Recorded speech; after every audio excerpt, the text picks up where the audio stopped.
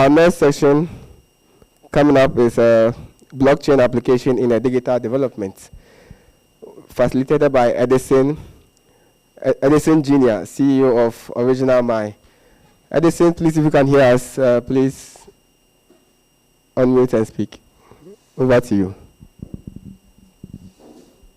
So thank you very much for one more year presenting about blockchain for you. Thank you for the invitation, and it's a pleasure to be here to teach, to share what my knowledge about blockchain cryptocurrencies with you. And every year, a lot of new things happen, and then I can update my presentation and bring it very updated to you. So, well, I am Edilson. I am CEO of OriginalMy. I launched the first blockchain enterprise project in Brazil in 2015, and I am in the ecosystem, Bitcoin ecosystem, since 2011. And I started from mining, learning how the protocol works. Then after that, I started to look to the market to find some problems to be solved with the Bitcoin infrastructure. At that time, Ethereum was not ready. It was inexistent. Then after a few years, we were looking into the infrastructure and trying to find new applications where we could use the blockchain infrastructure to do other things beyond the money, beyond the use just for cryptocurrencies. Then we built OriginalMy. We launched it for authenticating documents, authenticating information, digital identities, signing documents, and e-governance in general. So let me go through this presentation. We have some practical exercises in the end. Hopefully they will work because my server went down a few minutes ago and I was trying very hard to bring it back, but let's see what happens until the end of our presentation. I will share my screen with you, and then let's see if you can see my slides. Just a second. Here, I am sharing the screen. I believe it's on the screen right now. Yes, please, we can see. Okay, good. So, first thing I want you all to do right now is, if possible, download a Bitcoin wallet on your devices, on your smartphones. Now, one I can recommend is Blink. They are being produced in El Salvador, and it's open source and a very reliable Bitcoin wallet, even for merchants. So people who is working in the market want to sell products and receive the payments in Bitcoin, they can use the Blink wallet for doing that. It's a very easy to use wallet. You just need to put your email. It's a self-custodial wallet also. And this wallet, it has the Bitcoin on-chain in the first layer and the Lightning Network address. So you can receive and send Bitcoin very fast using Lightning Network. We will talk about Lightning Network in a few minutes. So everyone, download it because you will need this wallet working in the end of our presentation. Hopefully, if my servers come back, then we can do the exercise. The second thing I want you to have until the end of our presentation today is Ethereum wallet. So Bitcoin and Ethereum, they are the two biggest blockchains we have today, the biggest ones. So Bitcoin is the bigger, Ethereum in second place. Then we have others after Ethereum. And MetaMask is the most recognized wallet on Ethereum. And it's used a lot for like NFTs, meme coins, tokens, and connecting to a decentralized exchange and doing swaps and everything. It's a very reliable and the older wallet on Ethereum. So if you don't have an Ethereum wallet on your smartphone right now, on your device, please you can use MetaMask. It's very recommended and one of the best wallets in the market. There are others also, but MetaMask is the older and most reliable from the entire ecosystem. Those are my two recommendations, okay? And let's go to the next slide. Let's talk about the agenda of our presentation today. We'll talk about blockchain, we'll talk how blockchain works as a protocol, and we'll talk about use cases, how people are using blockchain, developing applications that use blockchains, and then we'll try to do some examples, as I said before, if my server come back. Let's see. Let's see if it happens. So let's start talking about what is a blockchain, how a blockchain works. So we have a small story of how that thing worked. So from cash to Bitcoin, how did it evolve? So in the very beginning, we had money, the traditional money, and money for us all, it means an exchange right. So if you have a product and you buy something with money, the other side has to accept that money. And in the very ancient times, people were using animals, people were using gems, gold, salt, and after that, as we know today, paper coins. We have our currency. It's on paper. Most of the countries we have paper currency, and some countries they are studying about digital currencies, and we'll talk about that in the end of our presentation today also. One of the attributes of money to work as money, it should be scarce and very hard to fraud. If the money can be replicated very easily and can be frauded very easily, it loses the value. And another thing, the money should be is portable. In the old times, it was harder, like exchanging animals, like cows. But today, having money in cash money, in paper or coins, it's very portable. And the digital currency is an evolution of the paper money. And one characteristic of the money is we have a central emission, very controlled by governments, and usually we need to rely on an intermediary to build trust. And by intermediary, you can understand as banks. We need banks to work with our money all the time. And having a bank in the middle of the system, it means we need to get a permission from someone to use our money on our behalf. And it's hard to trust at certain degree that they are doing the correct things with our money. Sometimes we hear about a lot of fraud happening in the bank system, in the financial system. That's because they can create money by themselves. So inside the system, the money is already digital, but they can create numbers so easily. Then we have a lot of problems with the valuation of the money, the currency, because of they are sometimes the government is printing and the banks they are creating money just by increasing numbers in certain accounts. Then, because of the crash we had in 2009, a pseudonymous guy, Satoshi Nakamoto, he wrote a white paper.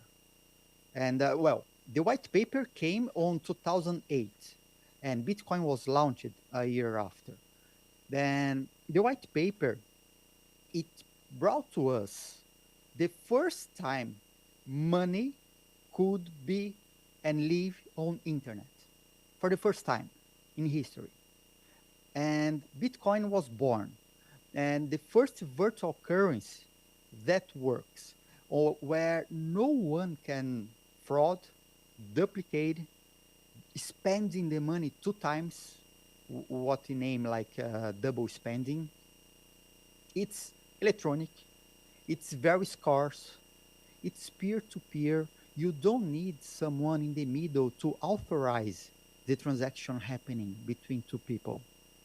It's storable. You can store Bitcoin on your own paper if you want. It's possible. You can store on an app. You can store on a digital wallet, like a hardware wallet.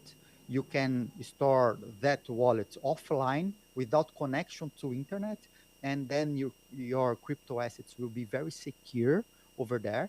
And that's the thing we call as self-sovereign money, because just you can have access and use and transact your money. No one can stop you from doing that. Bitcoin, to work, it rewards the effort for auditing all the transactions happening. So when people say mining Bitcoin, maybe mining is not the correct word for that. Maybe the correct word is auditing, because a lot of people, and when I say people, I'm saying machines, computers, they are working to do auditing in all the transactions on Bitcoin to see if it's not being frauded or someone is trying to fraud. And the machine who has the most processing power, the faster it is, the computer faster it is, more reliable is to receive a reward for doing the auditing. So Bitcoin is rewarded by auditing the transactions, and the faster person, computer, doing that job will be rewarded with Bitcoins created by the network and delivered to the person who won that race. And it's very consensual. Everything that happens in the network, since from the coding, the programmers, the developers doing code, we have consensus in the layer where people are developing Bitcoin. We have consensus in the layer of auditing all the transactions, because it's important. The entire network should be should agree with every transaction that happened there. There's like no way someone can do something that the rest of the network is not seeing, is not being able to look at the transaction, all the information of the transaction, and see what happens over there. So Bitcoin is very transparent and auditable. So the blockchain, after Bitcoin being created, a lot of people started looking into the infrastructure of Bitcoin to try to understand how can we use this thing beyond the cryptocurrency, because the cryptocurrency works very well, very, very well. But can we do other things with the infrastructure? Then looking into that, we saw like a place where we can write something and no one can delete. No one can change what was written on Bitcoin blockchain. So it makes the perfect ledger, the perfect database for public documents. Like for Bitcoin to work, it needs to store all the transactions that happened since Bitcoin was launched.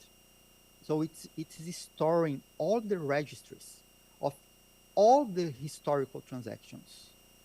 It doesn't need to rely on a centralized entity for working. So computers around the world, like thousands, tens of thousands of computers, are maintaining the entire database, the same database. So that's why we say Bitcoin is a distributed database, a distributed ledger, because all the computers that are connected to the network, they can have a copy of the entire database with all the transactions. And because of consensus, if someone changes something just in their database, the rest of the network will not recognize that change. And then it will not be accepted. So it's decentralized, no central point of failure, distributed with thousands of computers supporting the network. Then we have an infrastructure based on consensus. It's unstoppable. It's unblockable. So we can say blockchain is a public ledger where all transactions made using cryptocurrencies in general are stored. That's the same for Ethereum. That's the same for, I don't know, Polygon. That's the same for Solana and others. And how a blockchain works. So, guys, if is it okay until now? Because if you have questions, you can just let me know. Like ask the question, then the person with the microphone will ask me, and then I can answer. Okay? Sure, sure. Anytime. We got you. Please go ahead. Okay. How blockchain works? Imagine a box, a very limited box. And on that empty box, we start to put information, digital information, like a storage, like, I don't know, a pen drive. A pen drive is very limited. And you can put information there until the pen drive is fulfilled. The blockchain, each block of a blockchain has almost the same feature, the same aspect. We have an space of a very limited space in megabytes. Then it appears empty. Then a miner on Bitcoin network starts to select transactions that are on a memory, a very volatile memory. We name it as mempool. So it gets the transactions from that memory and started to put in a box. In Bitcoin, we have a 10-minute window for putting the transactions on that box, that empty box. Then after filling the entire box, then it closes the box. How it closes the box? With cryptography. We name it as a hash. So that hash locks that block, and then the miner sends that block, that closed block, to the entire network. If the miner was the first one to broadcast that box to the entire network, and the network accepts that because it's not wrong, it's correct, it was not frauded, everything is okay, then the miner will receive the reward for doing that work. So for putting every transaction on that box, on that block, they need to do auditing every transaction. And after closing the box and proposing that block to the entire network, every computer connected to Bitcoin's blockchain, to the Bitcoin's network, will do auditing in the block and all transactions inside the block. So it is audited multiple times. Then let's say it was accepted by the network. Then the network starts with an empty block again. Then they started, all the miners around the world start to choose transactions to put inside that new box, the new block. Then they start to put transactions over there. The first one who can do all the calculations and close that block first, it proposes again to the network. If the network accepts, then we start again with a new block, empty block. Then they will do the same, get all the transactions, put on a block, prepare the block. They first close the block, propose the block. If the block was accepted by the network, then he receives the reward, and so on. And then you can see in this this chart, all the blocks, they are enchained. So we had the first block with transactions, it was closed. Then we had the second block with transactions, and it was closed. And one interesting thing, to make it a blockchain, the lock that closes the block is the first information that enters in the new block. That's why we call it a blockchain. because we are enchaining those informations. So the lock that closes the previous block starts the next block. Then they put all the transactions, close the block. The lock from the previous block starts the next block. That's the way we can say it is a blockchain. And one interesting thing, if some information is changed on a previous block, let's say in the first block from our chain, they need to change because the lock will change. The lock is a cryptographic calculation on top of all the transactions over there, all the information inside the block. So if an A is changed in the first in the first block over here, the lock will change. And this changed lock is not the same lock that opened the next block. Do you see? Then it's almost impossible to change previous information.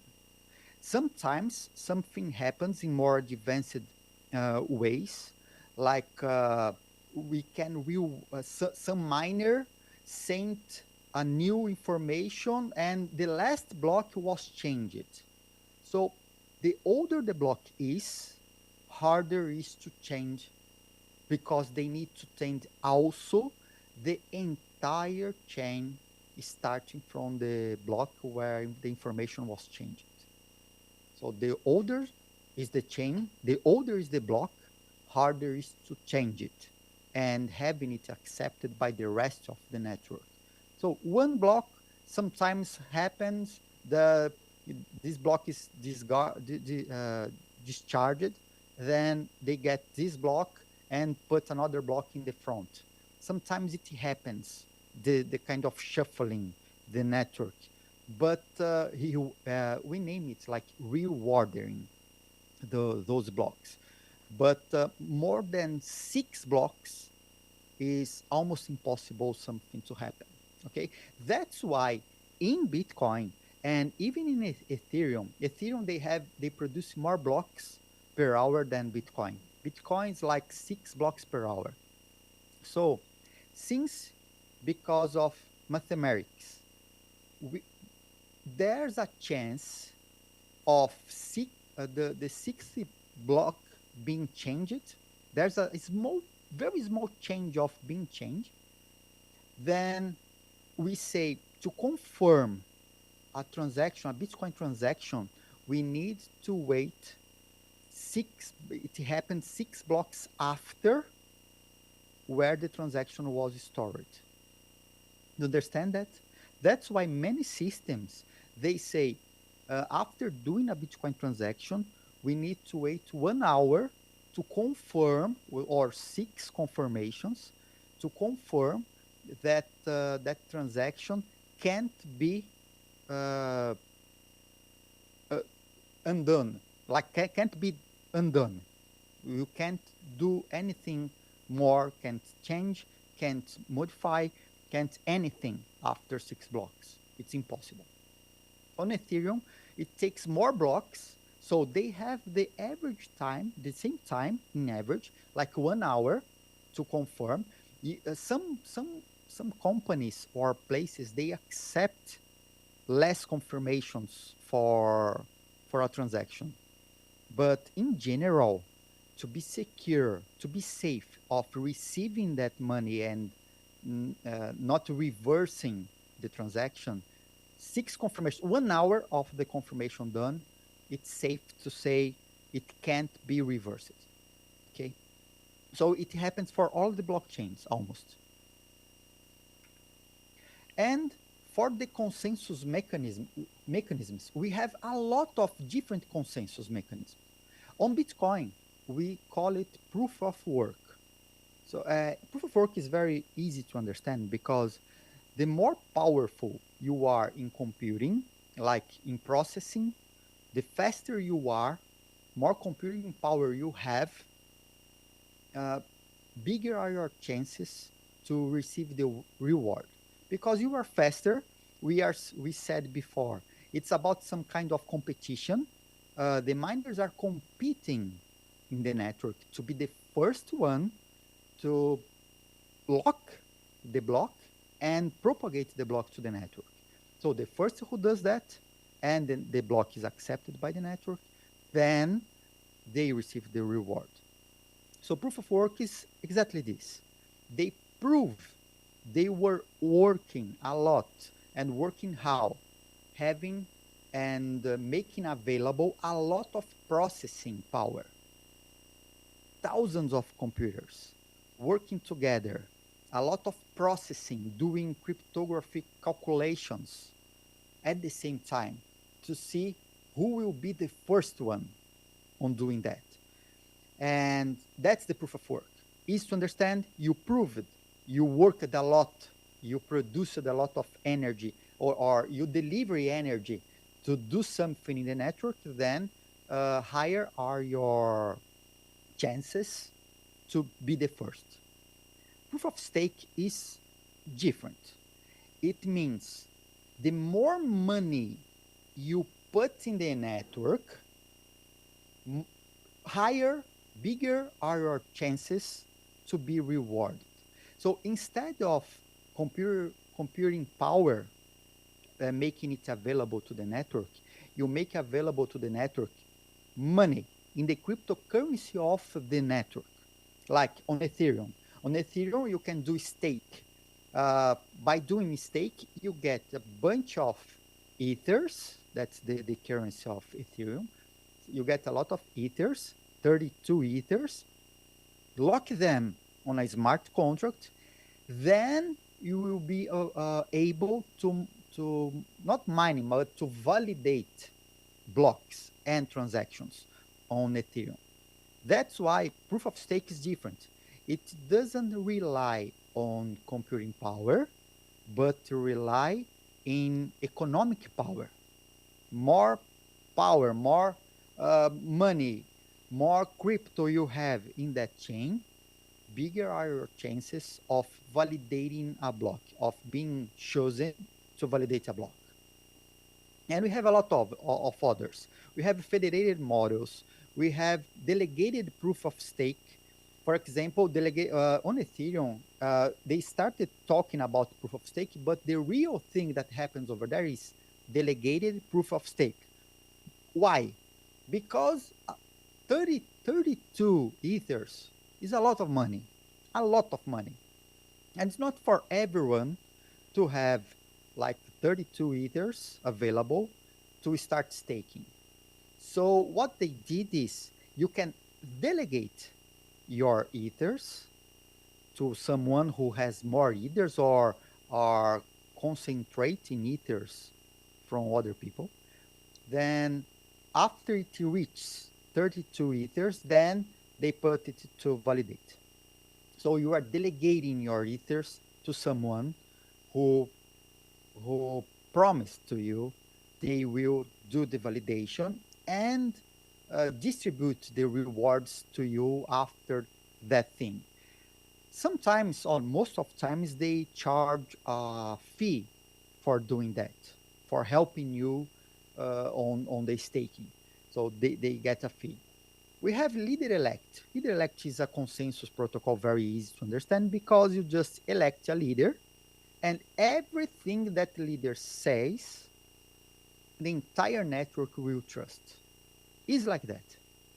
The leader say, oh, I believe this transaction is okay.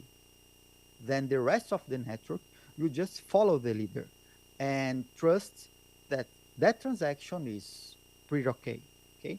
We have proprietary consensus models where some companies, they are doing their own consensus models and others. But we'll focus over here today in proof of work and proof of stake because the biggest chains, the biggest blockchains are using those protocols. Then they started, they worked a lot, and the biggest two chains, the Bitcoin and Ethereum chain, they prove it. Proof of stake works and proof of work works and work very well. And talking about centralization to the decentralization. So when like when United States is issuing dollars, so all the dollars they are issued on North America and sent to the other continents, to the other countries. But when we are talking about decentralization, we are talking about something that everyone in every place can do without needing a permission for doing that. So you can mine Bitcoin or validating Ethereum in your home. It's expensive today because it's like industrial job, not anymore like doing a personal for hobbyists doing something in your home anymore. It's not easy like that. In the past it was, but today not anymore. But you can if you have money enough, or for buying miners, mining machines, or for staking ethers in some place, then you can be a validator in Ethereum also. But everyone is invited to do, because no one can stop you from doing that. And then we have the hybrid or federated model, where some companies, they are building their own blockchains. They are not fully public. Some part of them are private, and they need some permission to connect some nodes to other nodes. And it's not like totally decentralized. It's not totally centralized, but it's hybrid. So we have some layers of decentralization around some specific nodes.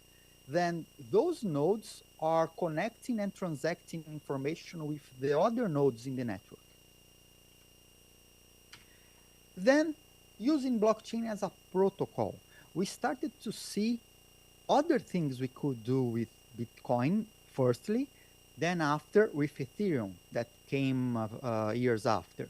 So we have right now a lot of new business models. We have a lot of financial inclusion. We are reducing costs of many things, very bureaucratic things being done by the governments or being done by banks. You can see, probably you know, a lot of people and companies, they are using stable coins instead of using the fiat money, because they don't want to talk to banks anymore.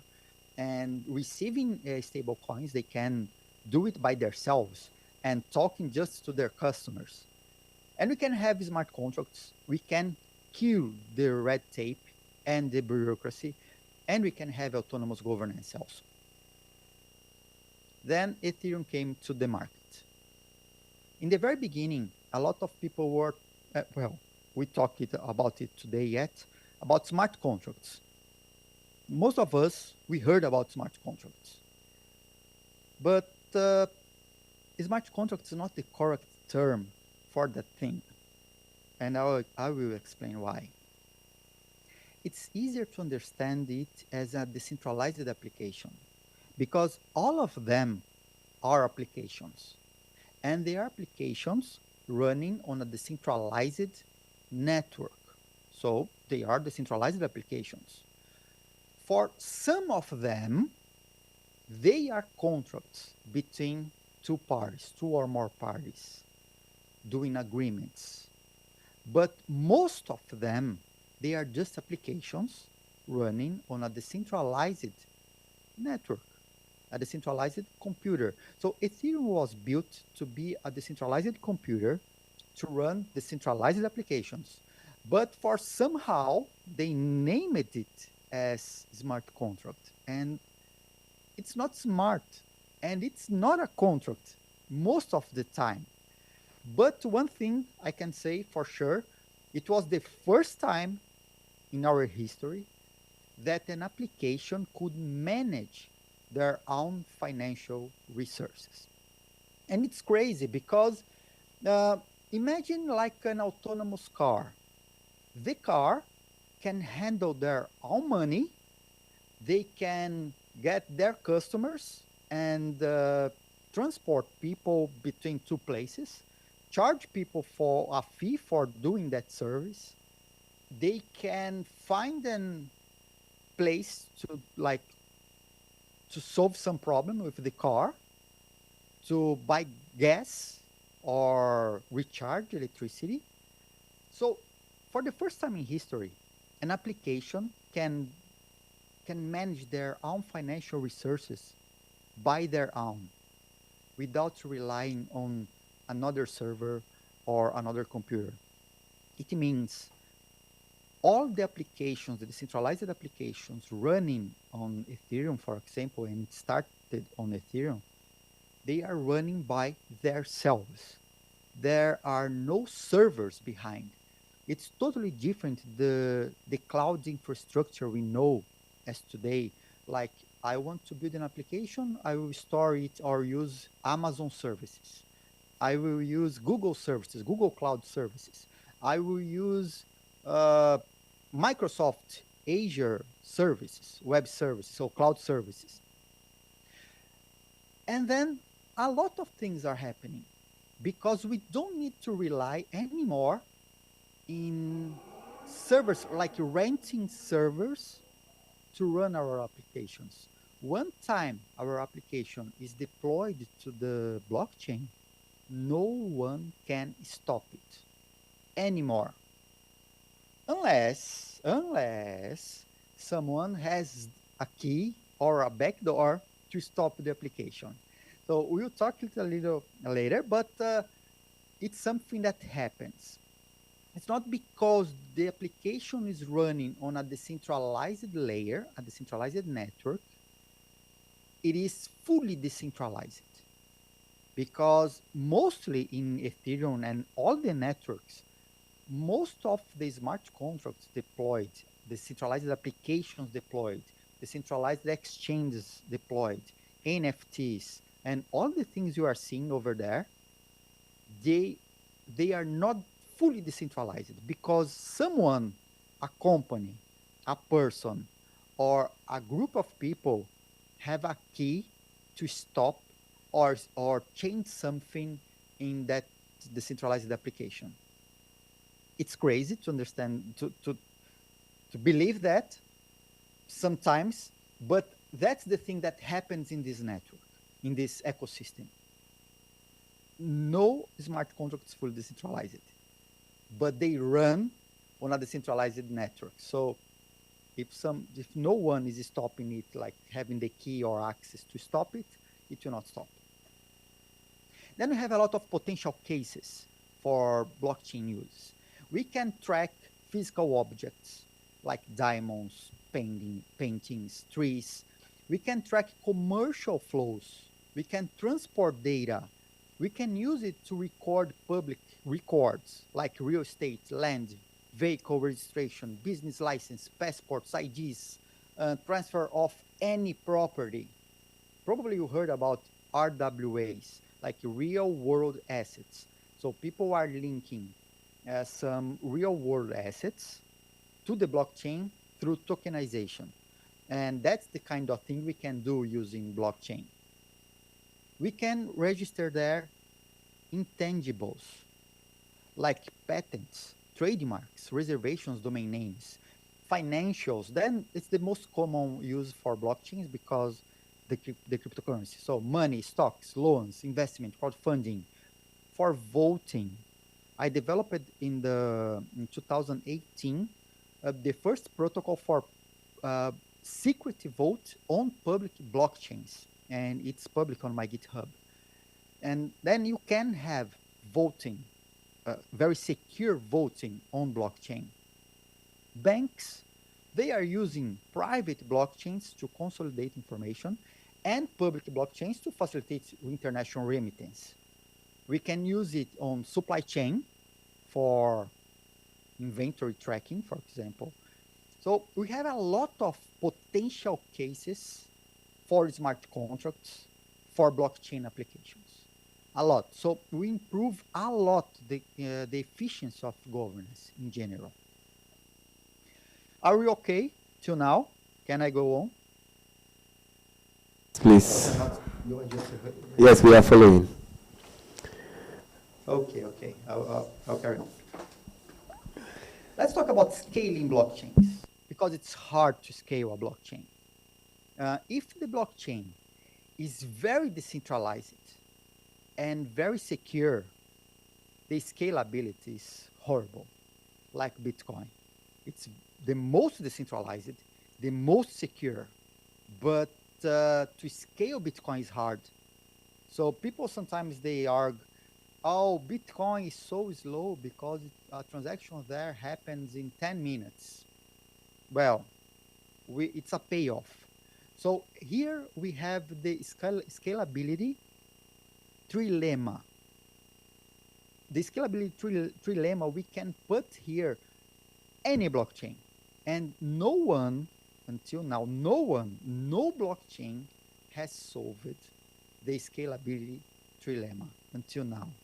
So all the blockchains, they are trying to solve it. Some of them, they are faster, but then they have problems with decentralization. Sometimes they are just secure, very secure, but then they are centralized.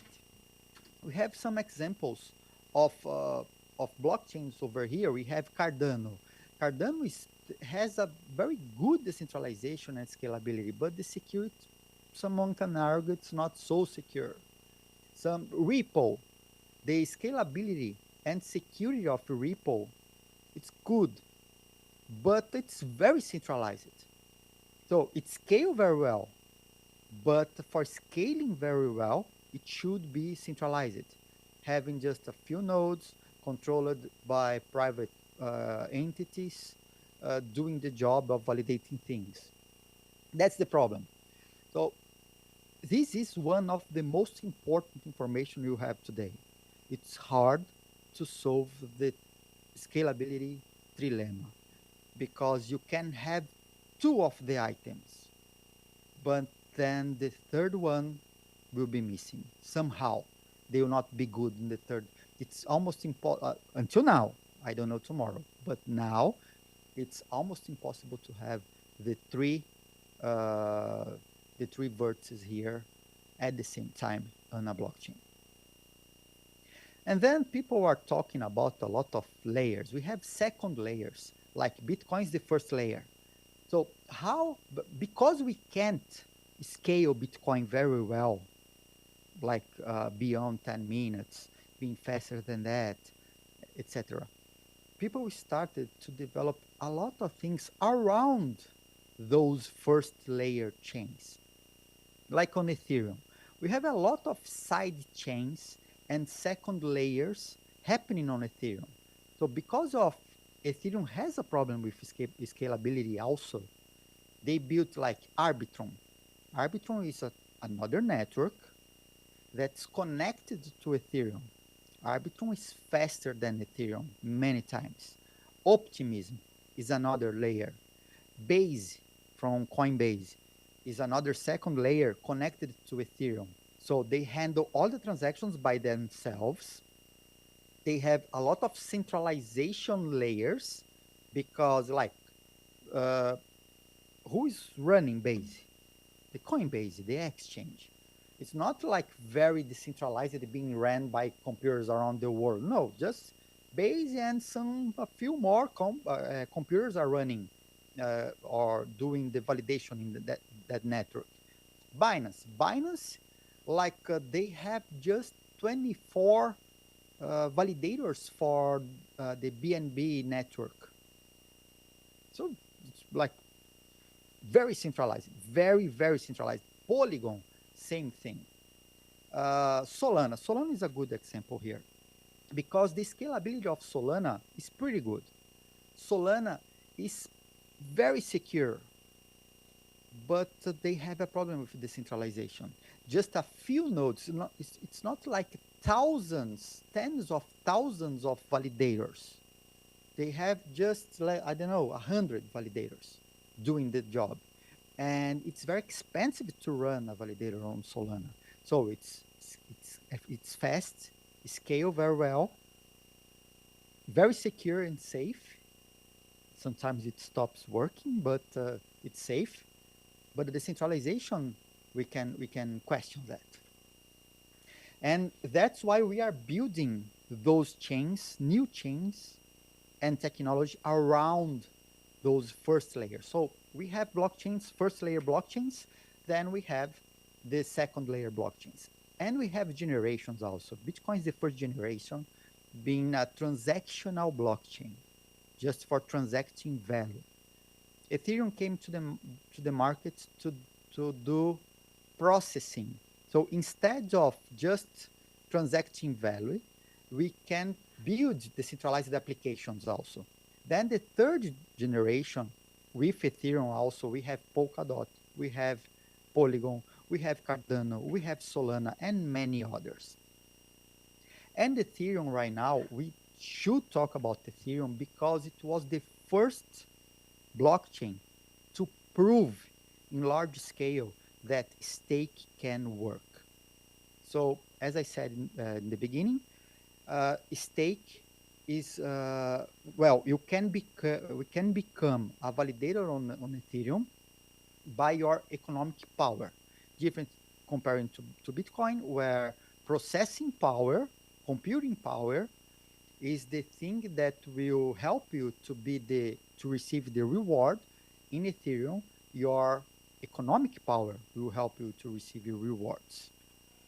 And as I said before, you need right now 32 ethers to do the staking. And they are talking about raising that number in the future. Then the upgrades, let me see how many time we have. Okay. So I'm just managing the time right now. So proof of stake, it's managed by another new chain they introduced in the Ethereum ecosystem. They have an execution layer right now, and they have also the consensus layer. So the proof of stake, it's managed by a smart contract in the execution layer, okay? So Ethereum works with at least 2 layers, and they are bringing more layers to the Ethereum network also. Here is, I think it's not a very updated, yeah, almost. Because we had the mainnet when Ethereum was proof of work. Then they connected the beacon chain over here to do the consensus. Then at some point, they eliminated this layer and everything was in the same network. So they are doing this on Ethereum to make it more scalable.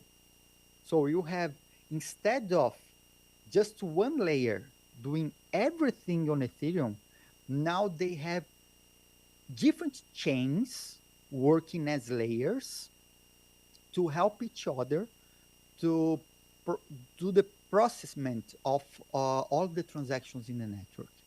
So where we say shards, we are saying every layer, every network layer of this network working together to process all the transactions happening over there.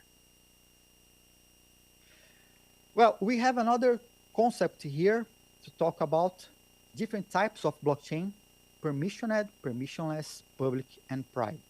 And I will give you some examples because it's very important. When you are building applications, when you are building products on blockchain, you need to choose the blockchain where your product will work. And sometimes you don't need to everything be public, like Bitcoin. You don't need everything public on a public blockchain. But sometimes, yes, it's good, like Bitcoin. It needs to be transparent. It needs to be auditable.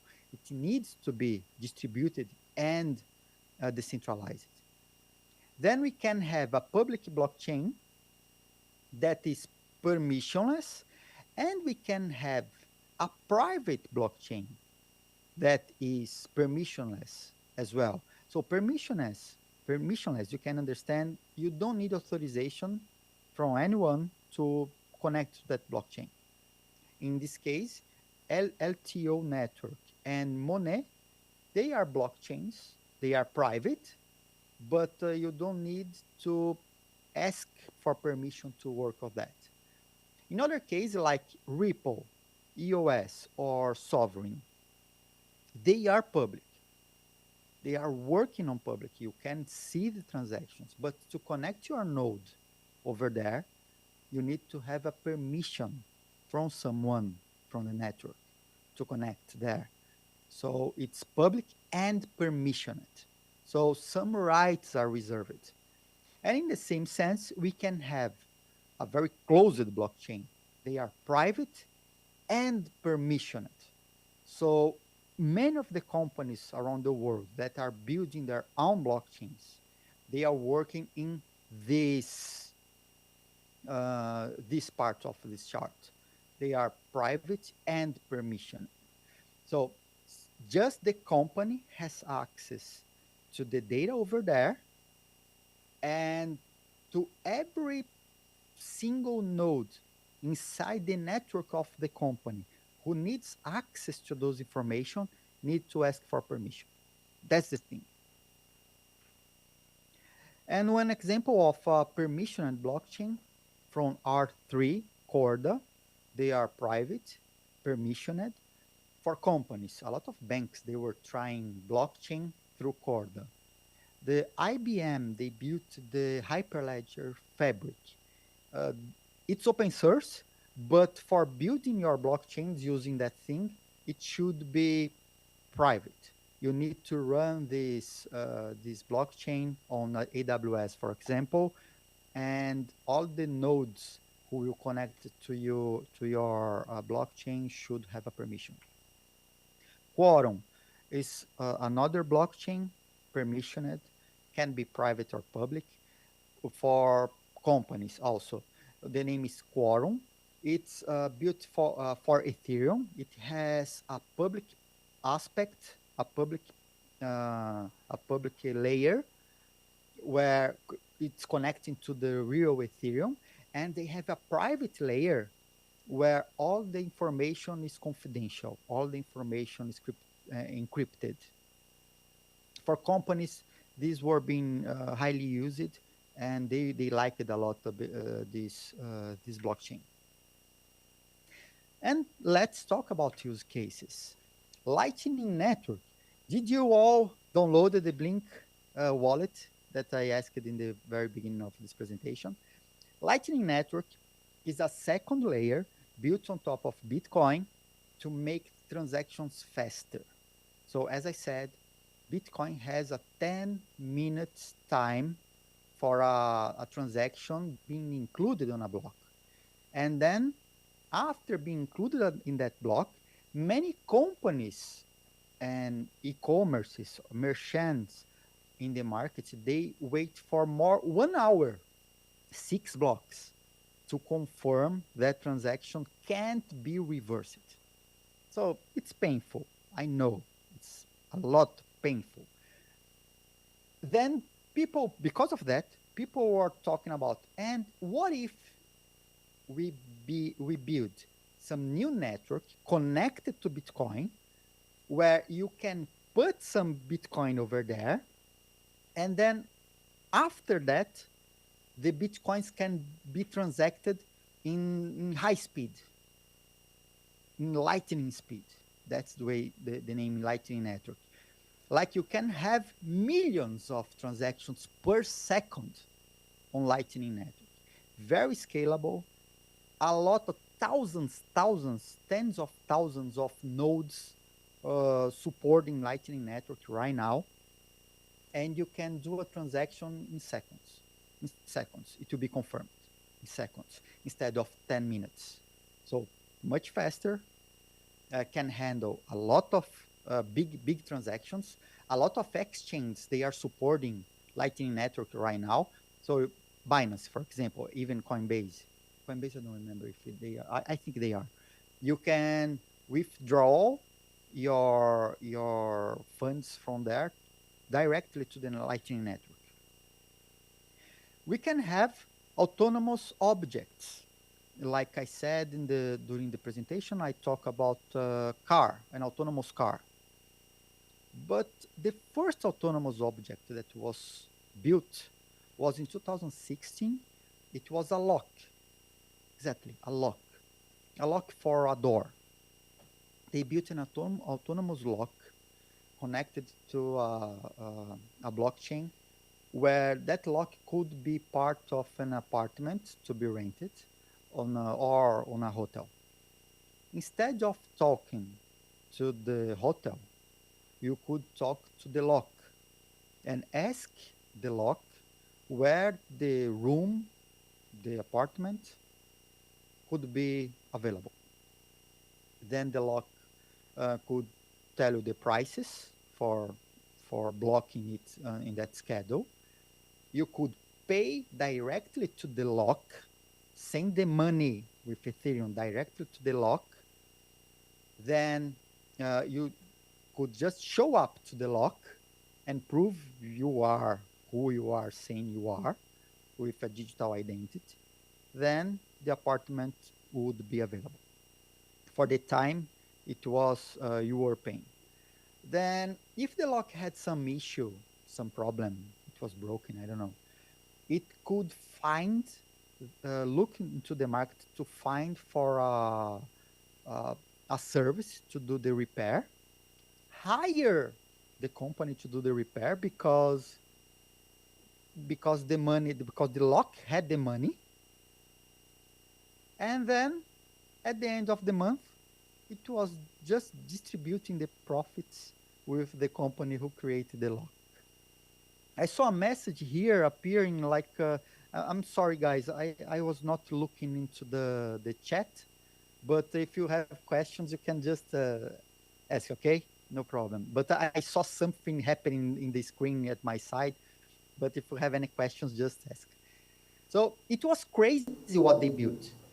And imagine a car, imagine a car when the demand for a car like there's happening an event, and like we know, Uber, they make the prices higher, the dynamic pricing, the prices are higher in some locations because the demand for cars are higher, so they increase the price.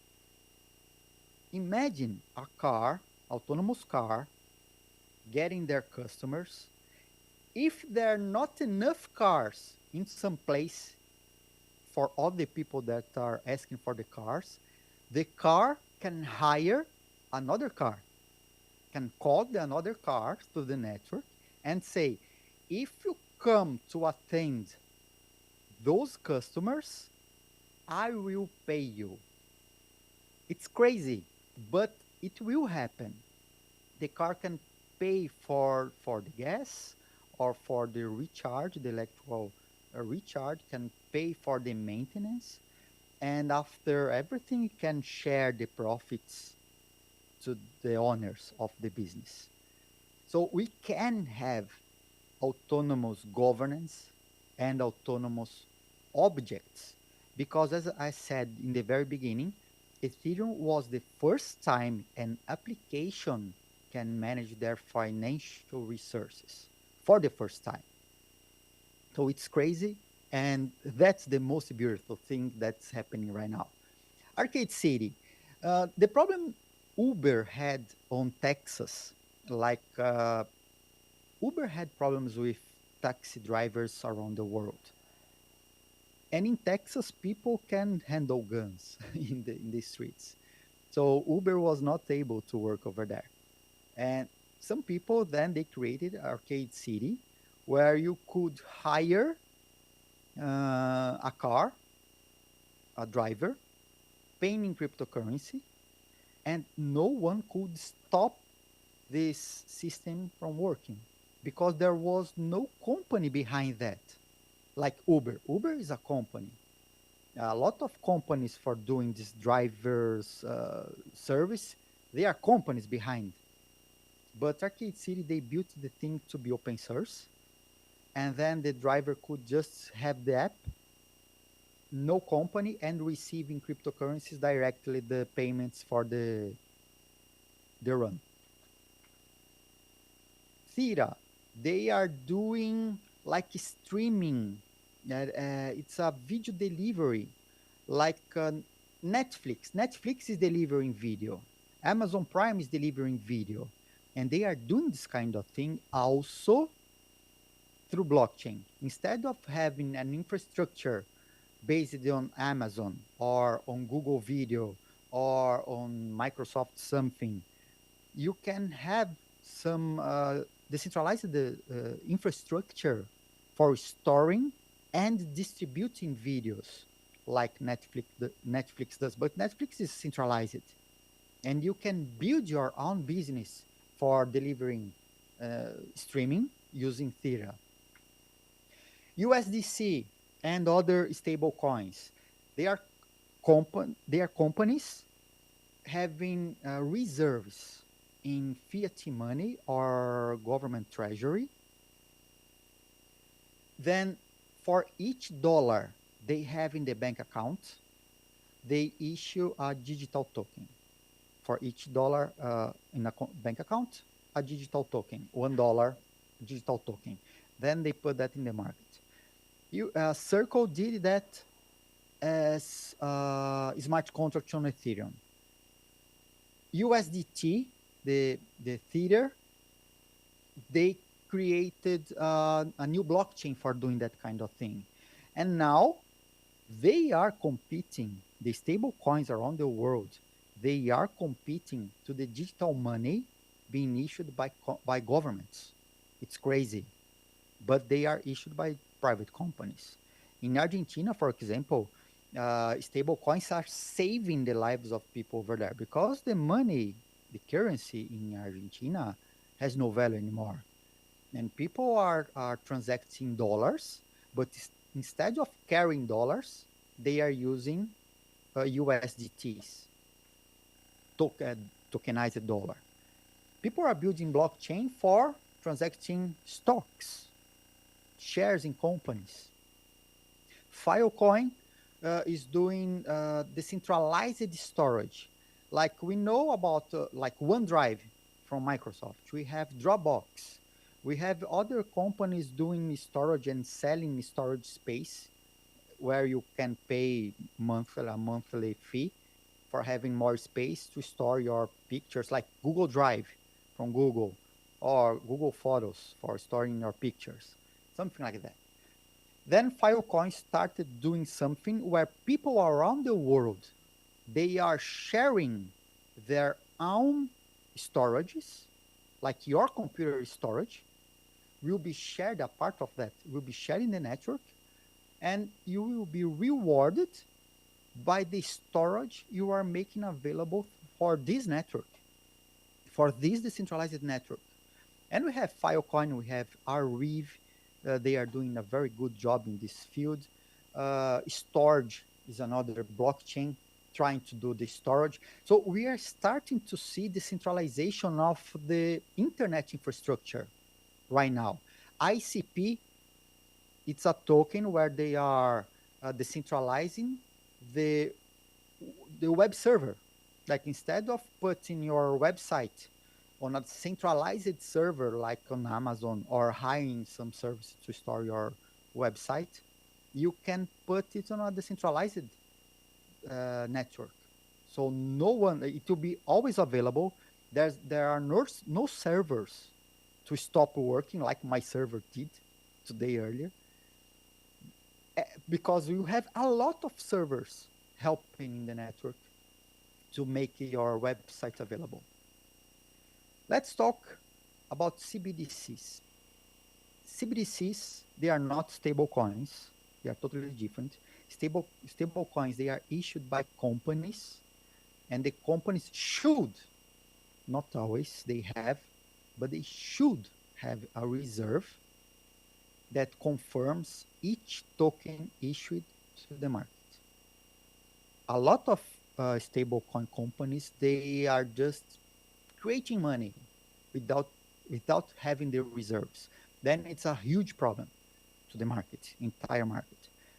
But then the governments, they started to see, oh, a lot of people are using cryptocurrencies. Cryptocurrency is good, it's faster. the infrastructure is pretty cheap compared to the government infrastructure, to the state infrastructure for the financial system, for the banks, for everything. It's open source. Most of the services are open source, so anyone can go to the code, understand how it works, and implement it by yourself. Then, well, the government, they saw Bitcoin. They didn't like Bitcoin because they can't control it. Then they said, okay, and what if we create our own currency and we put it in the hands of the people?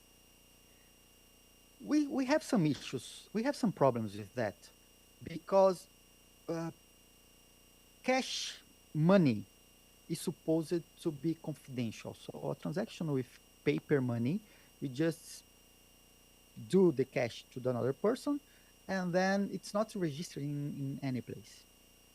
In Brazil, uh, we had a director of a huge bank over there, one of the biggest, saying something like this: during the COVID times, if we had the CBDC already launched over here, we could re- restrain the the place where people could spend money. It's crazy. Someone on that level saying that kind of thing. Like we could restrict, we could block people from buying things outside a neighbor. For example, it's crazy because it have it has a potential for surveillance and for invading the privacy and controlling people. Because if a government know everything about your financials, can see where, when, for whom you are spending money, and they can control that and say, "Oh, you are above your, I don't know, carbon limits, then you can't buy gas for your car this week." I know it's crazy, it's utopic. It's like we hope it never happens. But if a government's more uh, authoritative, they are more like not so friendly. Let's say it could be a very and powerful weapon in their hands against opposition, someone who thinks different, some or just someone they don't like. So CBDCs, they have the potential to bring more people to the financial system because we know a lot of people do not have access to banks. Banks doesn't like those people, and they does does not work with them. Then people using a CBDC, if the government issue the CBDC straight to the people, then a lot of debanked people will have access to the financial system having money. But just if the government issues the money straight to the people. But like a lot of countries around the world, they are issuing money, digital money, sending to the banks, and then the bank will decide to whom they will deliver the digital money. So we have a lot of problems and a lot of discussions happening in the world because of that. So we have problems with censorship. We have problems and questions about privacy, surveillance, and everything. And here we have Ghana. Ghana is piloting the CBDC right now. So in this site, the Atlantic Council CBDC tracker, you can see all the countries around the world that are developing, piloting, studying, or running their own CBDCs right now. So more than 40 countries in the world are already studying the thing. Just a few already launched it, and most of them they are doing the pilots. They are just testing and understanding how it could work. Here in Europe, people are studying a lot, the European governments, they are studying how to put the CBDC, the digital euro, in the hands of people because they did a survey and people said, we don't trust the government having all the control of the digital money. And then they are trying to do something different to make people more friendly to the idea of the issuing of a digital euro. They are trying to do something. And in Brazil, they are studying. United States, they stopped it because of Trump right now. They stopped everything about the development and research in CBDCs. In Russia, they are running something over there. In China, it's very well developed. They are running the CBDCs for a lot of years already in China. In Africa, Nigeria, they have the CBDC already launched, and just a few other countries have the CBDC already launched already. Then DeFi. Well, we were talking about other uses for blockchain applications and everything, but we can have a decentralized finance, and people are building a lot of applications in that field. Probably the biggest field for blockchains right now is decentralized applications. People are doing that like MakerDAO. They are doing a stable coin issued, uh, uh, uh, controlled or with reserves in cryptocurrencies, not in fiat money. But right now they are trying to do fiat money or government treasury and something like that. We have other decentralized trading protocols like Uniswap. You don't need to go to a Binance or Coinbase or Kraken or any other centralized exchange to trade your fiat money for cryptocurrency. You can use decentralized trading protocols right now for trading any kind of digital token to another. You can like lend your cryptocurrencies to other people. People are renting cryptocurrencies. Then they are paying for that.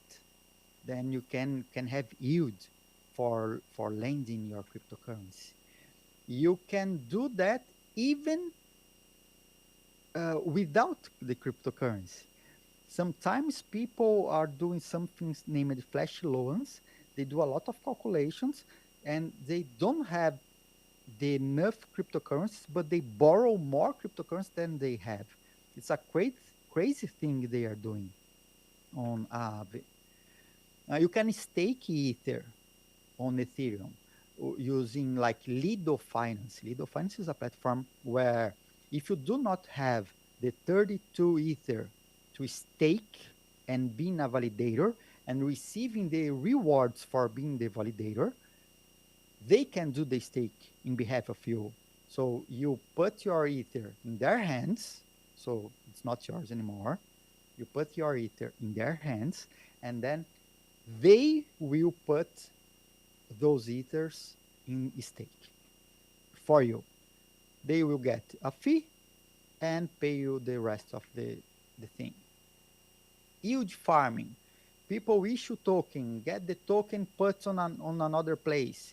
Then they lend those tokens. They are rewarded with another tokens. Then they get the new tokens put in another platform. It's a crazy thing they are doing. Crazy, totally crazy, but it's working.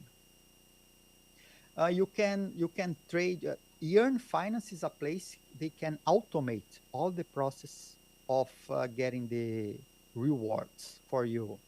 We have identity cases for applications in blockchains also. BitNation was one of the first. Uport came after, creating a decentralized identity for people. Ion is a decentralized identity in Bitcoin, on Bitcoin blockchain. Polygon ID, they created a very reliable way for doing IDs on blockchains. OriginalMy, my company, we are doing the authentication of documents, like notarization of documents, because Brazil is like this. I am Brazilian. I live in Europe right now. I live in Estonia. But Brazil is like this. So every time you sign a document, you need to go to each notary where the signature is registered to get a stamp on top of that signature.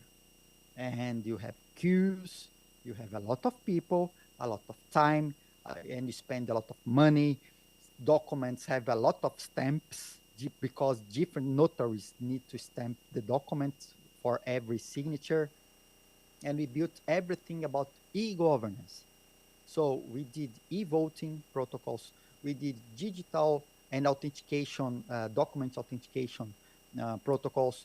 We have a tools for like creating proof of authenticity of web content, like defamation on Twitter or Instagram, videos, fake news, dissemination of disinformation, all the things people are doing on internet. Our tools can capture that thing, create a legal document to be used in the court to show, to prove to the court that content was available on internet at that time. And in Brazil is our biggest market right now, and we have like hundreds of thousands of evidence being collected and preserved with our tools, and millions of documents being authenticated on blockchain. We did a project for signing public petitions and draft bills on blockchain also. Two laws were approved in Brazil because of people proposing a new law, signing the public petition, the legislators voting the thing and approving. And the proof of authenticity we did during COVID times. We did the open prescription, a way for the doctor issuing a prescription and everything being digital, sending the prescription to the patient who sent to the pharmacist, and the platform could validate the doctor, the pharmacist, the prescription, and everything without storing the prescription. So if the platform was like hacked, no personal data, no health data was available over there to be leaked. And the platform for e-voting, the secret voting on public blockchains, the HEL, it's an open source platform as well, available on OriginalMy GitHub. Then we were very awarded. We participated in Horizon 2020.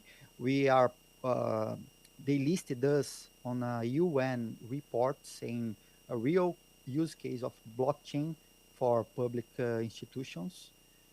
I was invited by the Estonian government to be like an ambassador of their digital identity, the global digital identity. So I am a special ambassador for that. I was invited by the government, and we received even a Cannes festival. We got with some NFTs projects over there.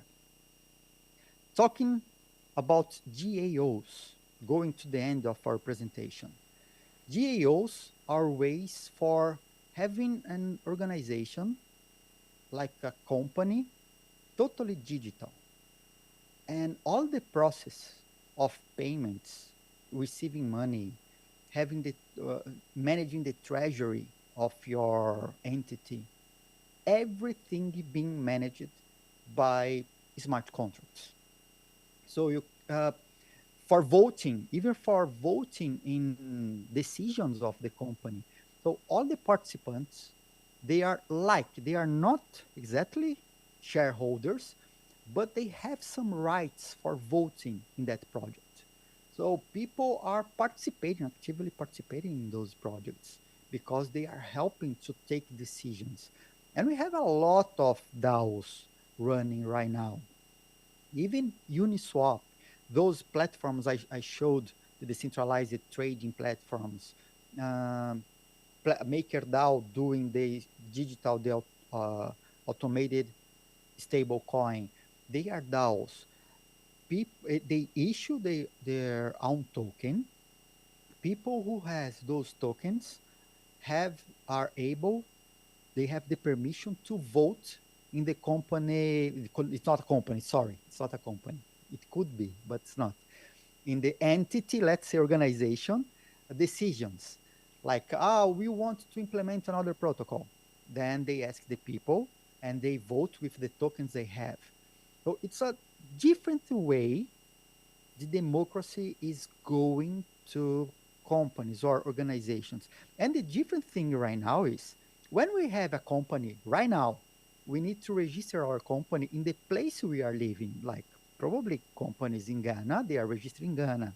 Companies, Estonian companies are registered over here, Brazilian companies in Brazil, and they pay taxes locally and everything. But a DAO, they are global. You can have people participating from all around the world. You don't know who are the person who is voting in some budget or voting in some decision, but they can participate because they have the tokens. They are putting money and resources to participate in that thing. That's one of the coolest things they are building in our ecosystem right now. Those are pretty cool. We had the metaverse. They are trying to do the metaverse. Meta, they are trying to do the metaverse. A lot of metaverse are happened a few years ago. Most of them died, but some of them they are working. Decentraland is pretty cool. I participated and showed to my community many events inside Decentraland. It's crazy, even fashion events over there. It's crazy. It's a crazy place. And Sandbox, Roblox is centralized, but Sandbox is decentralized also, and they have a lot of events happening every year. For participating, you just need to download the app, create your avatar, and enter the metaverse. Then we arrive in NFTs, because metaverses and NFTs they are very connected. NFTs is when you get something that's unique, exclusive, as an attribute. I'll give you another example like real estate, certification, your graduation certificate could be stored on blockchain. It could be collectibles, digital collectibles, could be art, could be digital identities to be used for authenticating you in platforms or proving your identity to something. So they are unique. They are not cryptocurrencies, because cryptocurrencies, we understand they are a lot with the same value. And NFTs, they can be art, but they can be other things. They can have value or not. Like NFTs with value.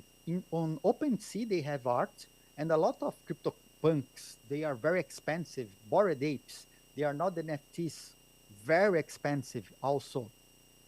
CryptoKitties, Townstar, and a lot of others. But, for example, the guy who created the www, the World Wide Web, he created an NFT for the source code of the internet and sold that. He sold. Another case, Jack, ex-CEO of Twitter, he sold his first tweet as an NFT also. But in other case, we created a project with NFTs in Brazil, because at some point, a few years ago, uh, the Brazilian governors, they were a little authoritarian. Then they were using public social media as their official communication channel to the people. But then they it was the official channel for the government, but they started to ban or block some people, journalists, from having access to what they were saying.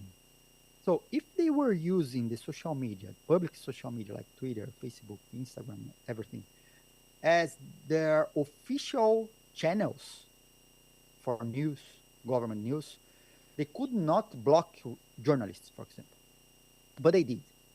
Then some people invited me to build something with them, and then we built sweet blocks.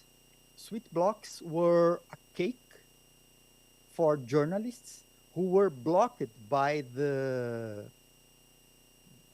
authorities, the government authorities, somehow. So every cake was different depending of the way they were blocked. I will leave the link and when to you with you after.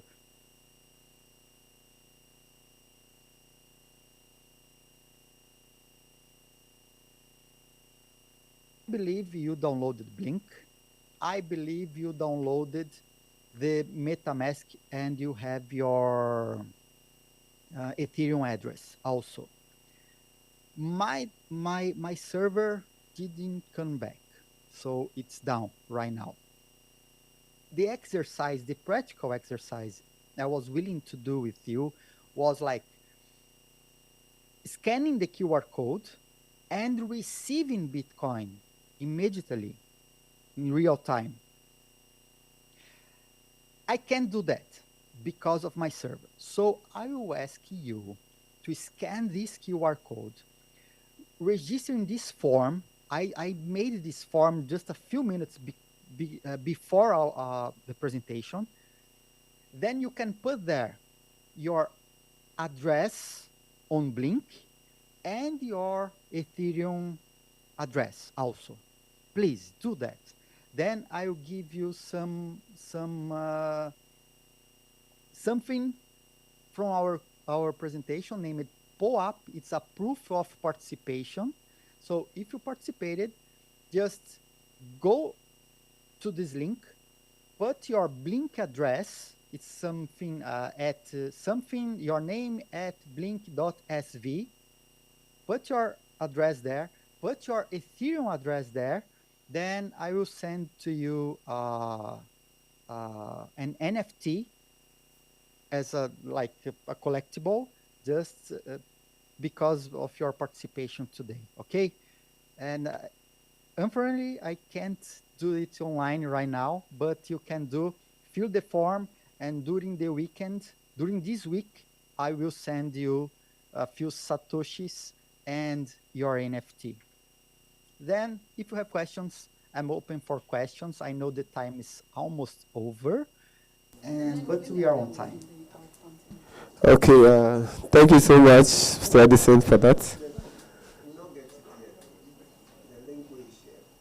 Okay, please, I think the QR code that needs to be downloaded or something. Can you display? Yes. QR code. Okay, I will leave in the QR code. Okay, so I think they can download that.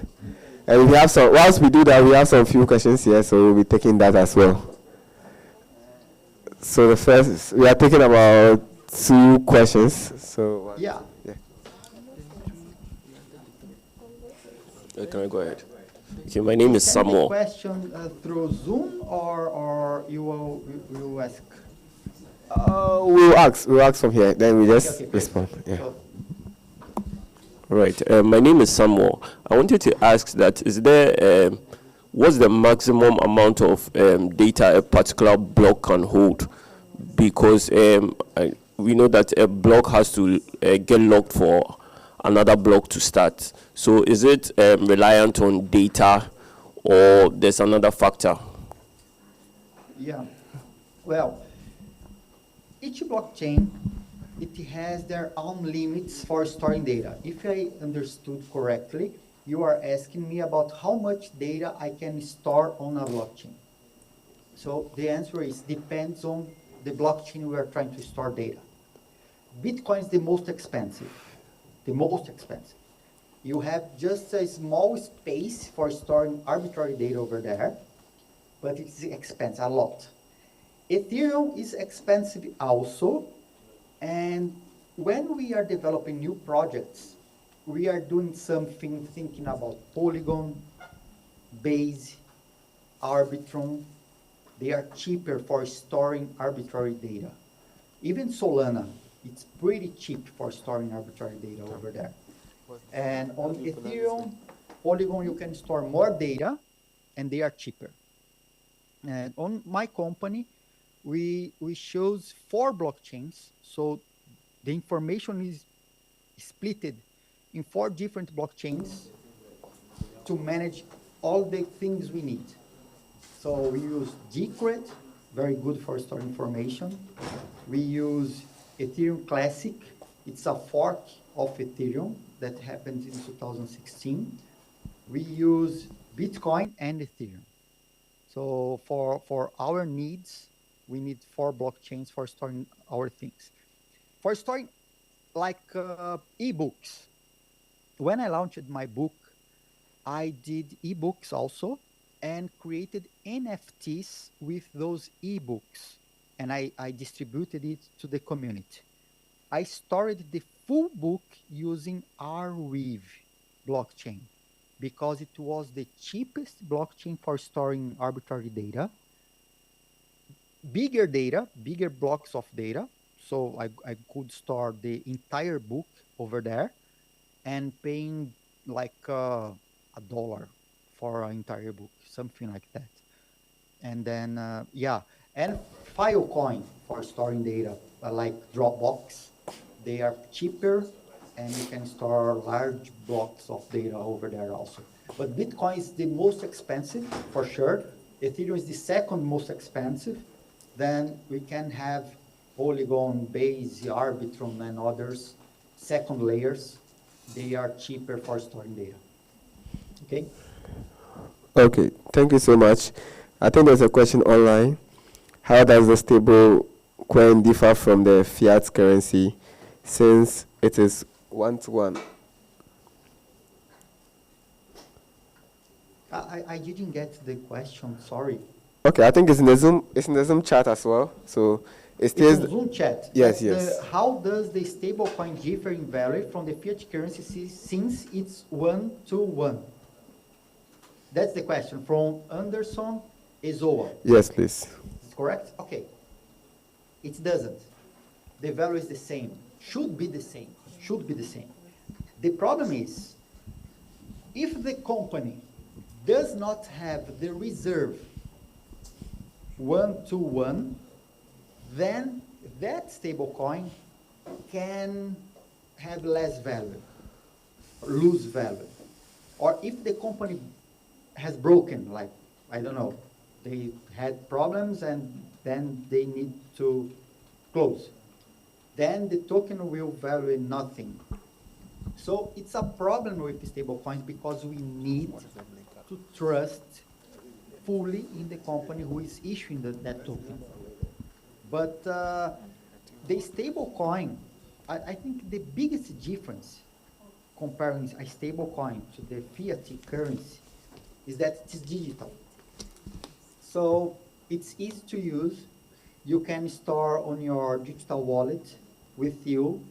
You don't need a bank account. You don't need anything. Just have a digital wallet on your computer, on your browser, or an external device to store it offline, like a hardware wallet, and you can use for payments. There's some companies, a lot of companies, they are accepting. Examples, a Circle made a partnership with, I forgot the name, it's the biggest e-commerce, one of the biggest e-commerces in the market. I forgot the name of the institution, but they did a partnership for people using stable coins over there. Alibaba on China, they will issue their own stable coin also. And why they are doing that thing? They are doing that because instead of needing to convert from dollar to another currency to pay the merchant, you can use any local exchange or get digital money with anyone on a peer-to-peer. Then you can convert it digitally in decentralized exchange to the stable coin and use the stable coin inside the e-commerce. So it makes a lot of sense to them because every time they send a stable coin to someone, people have already started some money from the company. The money, the company sold that money before, so they have a reserve already, and we will decide in the future if you will buy something over there or not. But you already bought a product, a money, a ticket, and you will exchange that ticket with a product in the e-commerce in the future. So they already have the money. So for e-commerces, it makes a lot of sense because they are being paid in advance using stable coins. Okay. Okay. Thank you. Penny War Apollo asked, how do you generate profits from your Bitcoin on digital wallet? You don't. You don't. Like banks have interest. How does Bitcoin generate profits? Bitcoin does not generate profits being on your wallet. Bitcoin is like money. You can put that money to work for you. Like, if the problem is if you lend your Bitcoin, you are like giving your Bitcoin to the hands of other people. If they choose not to give you your Bitcoin back, you have no money anymore. So Bitcoin does not generate profits, okay? One Bitcoin always has the value of one Bitcoin. It's not increasing like magic, like a lot of people are doing. Some companies, they were saying, give me your Bitcoin and you will receive profits from your Bitcoin. How they do that? They do that because they get your Bitcoin and lend your Bitcoin to other people, or exchange your Bitcoin to another currency to use or lend to other people. That's why we had the problem with FTX in 2022, Celsius, United States, in the same year. They were getting the cryptocurrency of the people, and behind the curtains, they were doing things with those cryptocurrencies without the people knowing that. Then at some point, they have lost the cryptocurrency of the people. Then they were broken. So Bitcoin by itself does not generate profits, okay? Bitcoin is always one Bitcoin has the value of one Bitcoin always. People can have profits with Bitcoin if they give their Bitcoin to a company, to a person who will do something with that Bitcoin. Maybe they can lose it, maybe they can be lucky, but most of times people just lose everything or run away with others' Bitcoin. Okay, thank you so much, Mr. Edilson, for that insight. Because of time, we'll be ending here. But before you go, please, the link you shared, I think, what should be at the Blink address and the Ethereum address? What should be there? The link is for a form. Let me see if it's working. It's working. Yes, so for the Blink address, what should be used? Sorry, I didn't understand. Okay, so it's asking your Blink address. So what should be there? And the other one also, what should be there? The other one is the Blink address is the address that will be supplied by the Blink wallet. Okay. I asked you to download in the beginning of the presentation. In Ethereum wallet, you will get with the MetaMask, the other one. Let me go to the beginning of the presentation. Very fast, very fast. Just a second. Yeah, so we need to download. Here in the very beginning. Here. So the Blink, you will get in the www.blink.sv. Download that on your smart mobile phone. And the other one is MetaMask.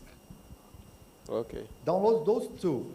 Then Blink and MetaMask, they will give you different addresses. Blink will give you something like an email, like your name at blink.sv. Then you fill the form with that address.